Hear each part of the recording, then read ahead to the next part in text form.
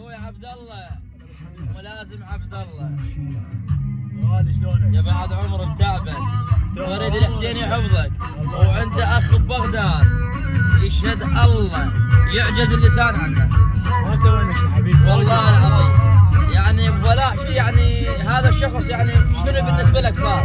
ملازم عبد الله يعني شنو وصل فيه والله العظيم ما نعرف يعني تعجز والله الافكار العظيم. عن تعبير بيني ما بين الله عيب هذا عمي الحكي. عم اهل بغداد والله عيب عم هذا اهل الحكي. بغداد شلع ونعم. اخوكم ابو اراق الشبلاوي يا هذا الزلمه هنيالكم بي والله اللي ما يعرف هذا الزلمه هو حياته خساره مو شلون ما كان يعني تعب وياي من الصبح ومن نصلك من الصبح لحد هسه ومو بس هاي من سويت القزوز مال السياره هم وياي رجال تعب وريد الحسين يحفظه بالاضافه الى الحظر كله كسره ما خلى سيطره دولة عمي ان شاء الله هو بشهر السابع الترقية ربي مالته يحفظكم والهدية من ابو غالي، عراق غالي. توصل له والله توصل له اجي هنا جايتكم يمه هديه جايتكم هديه وحق الله اجي لبغداد منا بالار تحمس حمس الا بيدي بعد روح عبودي اخوي طيب هلا تاج وباج بدول قلبك